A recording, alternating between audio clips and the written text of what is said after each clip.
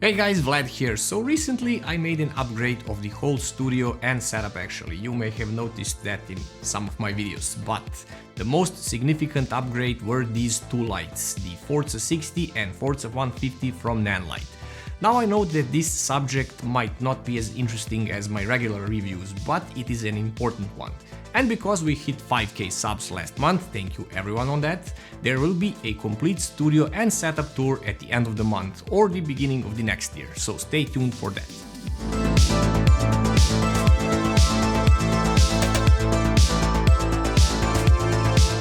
But in the meantime, let me show you what these lights can do. What I like about these lights in particular is the fact that you are getting a lot of stuff with them.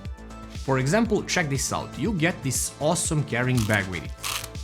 This here is the Forza 150, the number signifies the watt output of the light, so this is 150 watts at max, but in fact this light is outputting 170 watts, which is of course a bonus. So in the bag you will be getting all the necessary manuals, papers and such, but everything is more or less pretty self-explanatory.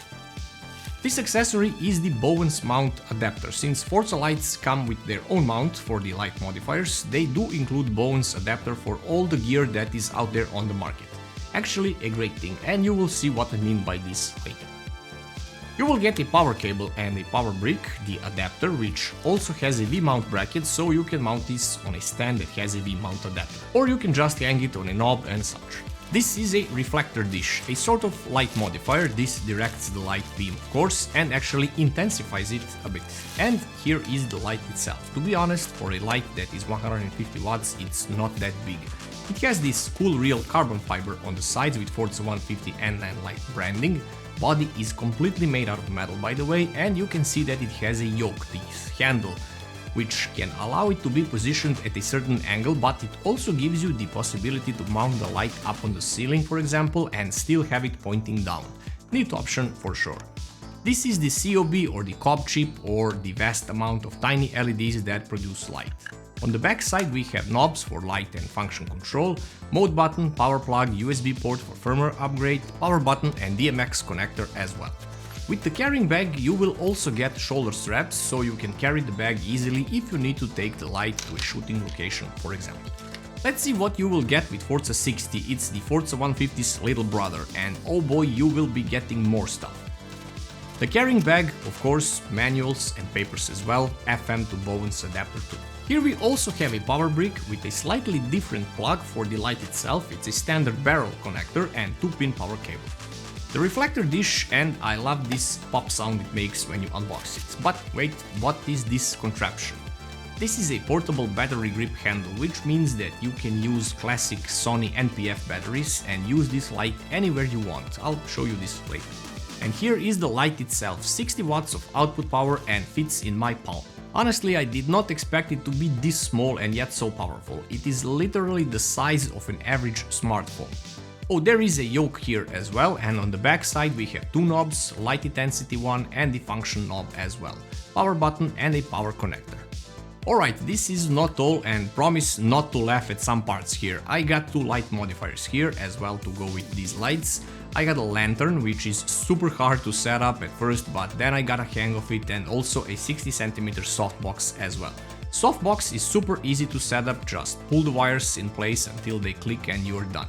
So up until recently I was using those cheap softbox lights from Amazon for so long, and it was time for a proper light setup. Both of these lights are daylight calibrated lights, meaning that they will give you the most accurate lighting and color reproduction as well. Both are rated at 98 CRI values, so pretty much this means that colors in your videos, I mean on the camera, will be true to what you see with your own eyes. But why did I upgrade to these lights, you may ask? Let me break it down for you. To create good looking videos, lights are everything. Not the camera, not the gear, I mean gear matters, but if you light up your scene properly, trust me, any camera will give you a great quality video. So I decided to use Forza 150 with a lantern to light up the whole studio. This gives me even soft light all around, and I use just a touch of Forza 60 light pointed at me or a subject that I am recording. This setup gives me an evenly lit scene and great quality video in the end. There is another reason why I wanted these specific lights, a few actually. You see, you can precisely control these lights in increments of 1%, and they get very bright even at only 10%. Secondly, this was bugging me for so long. These lights both come with a fan inside them to keep them cool. Even with a fan, they are super quiet, compared to a popular Godox SL60W, which is every YouTuber's go-to beginner light. Don't get me wrong, it's a great light, but fans are so loud. This annoying sound can get into your recording, I mean to your microphone, it can pick it up, and you will have a recording. With Forza lights, you have the ability to turn the fan off completely, making these lights completely silent. With Forza 60 light, output is limited to 50% max. It will show 100% max on the display, but light output is literally cut half to prevent overheating. With Forza 150 it is limited to 25% and you actually can't go over this value even if you wanted to.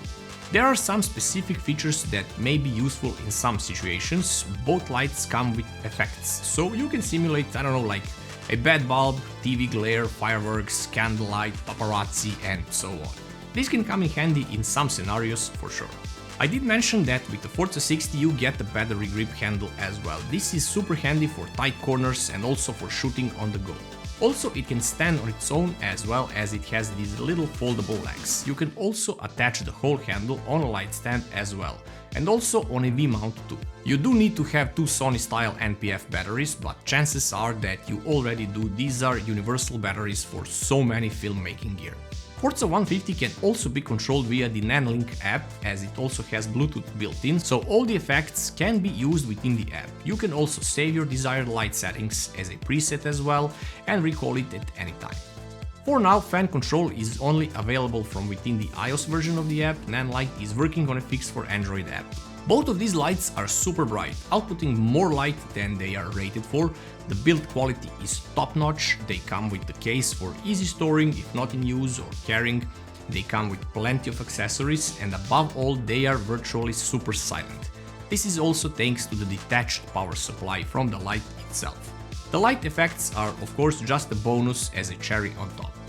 There is one negative thing I have with Forza 60 though, it's not remote controllable, at least not out of the box. You can buy an additional RF remote for basic control of the light, not for the effects, but if you want to control it using the app, you will need a NANLite box that will allow you full control from the app. This adds some cost to the whole setup, of course.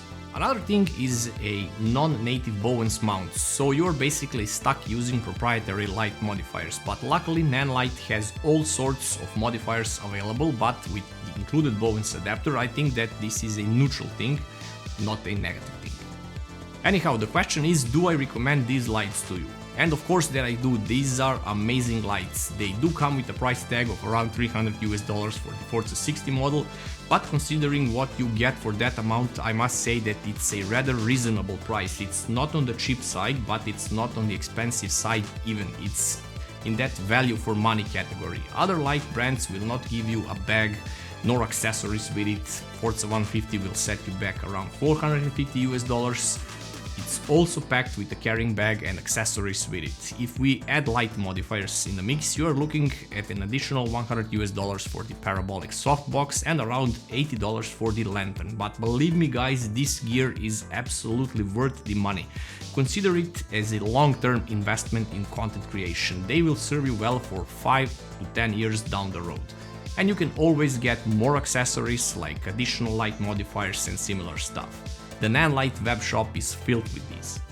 Okay, with all that said, I want to prepare you guys for the next few videos that will focus around my new studio build. I built everything here from scratch and I am planning to show you the build process of course, and how I actually record videos here, and also there will be a complete setup tour as well around the end of the month. So if you enjoy these type of videos and enjoy my videos, consider subscribing, it really helps a lot. Slap that like button and check my other videos as well. See you guys in the next one.